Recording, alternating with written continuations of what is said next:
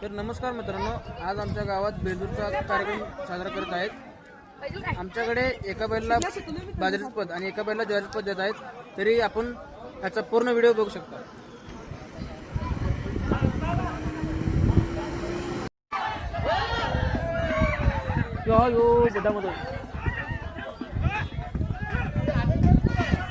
गाडी पालते